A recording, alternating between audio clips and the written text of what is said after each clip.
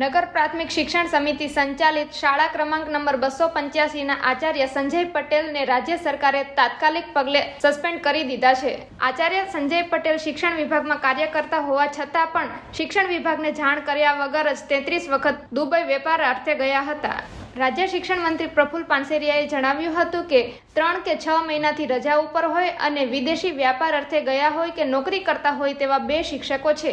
અમરોલીની શાળાના આચાર્ય શિક્ષક સંજય પટેલ પોતાના શિક્ષણ ફરજને પડતું મૂકી વિદેશી વ્યાપાર અર્થે ગયા હોવાથી તેમને તાત્કાલિક પગલે સસ્પેન્ડ કરી દેવામાં આવ્યા છે।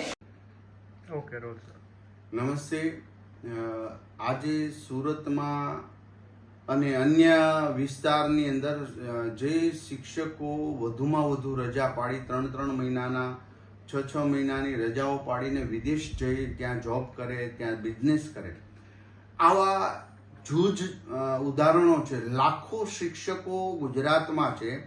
બધા જ લોકો બહુ સરસ રીતે પોતાનું કર્તવ્યને નિભાવી રહ્યા, પણ આખા સુરતની અંદર 2 જ શિક્ષકો આવા મળ્યા છે। એનો મિનિંગ એવો નથી કે દરેક શિક્ષકો આવા છે।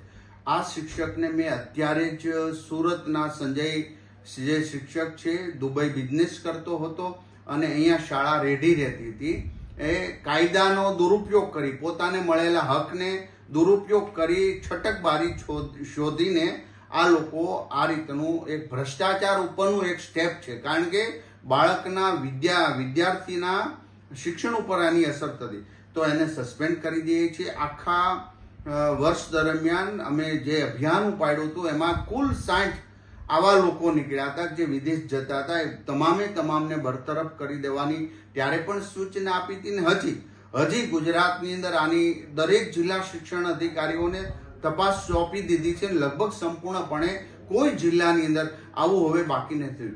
ત્યારે જ્યારે ઘણીવાર એક શિક્ષક ભૂલ કરે તો હજારો શિક્ષકો પર એની અસર નહીં થવી જોઈએ, કારણ કે નાના ગામોમાં આ ગુરુજનો ખૂબ સારી મહેનત કરી રહ્યા છે। એમને પણ હું અભિનંદન આપું છું। અને આવો એકાલ દોકલ જે પોતાના સ્વાર્થ માટે તમામ વસ્તુ નેવે મૂકે છે, ગરીબ બાળકોના શિક્ષણ અને સારામાં સારા પગાર લઈને જો આવું કરતા હોય તો એને માફ કરી ન શકાય। અને જો એને રજાના પગાર લીધા હશે તો અમે એના પાસેથી વસૂલીશું। અમે SCBમાં પણ કેસ કરવા માટે થતો હોય તો શાસનાધિકારીને સૂચના આપી છે અને તત્કાલ આજે એને સસ્પેન્ડ કરવાના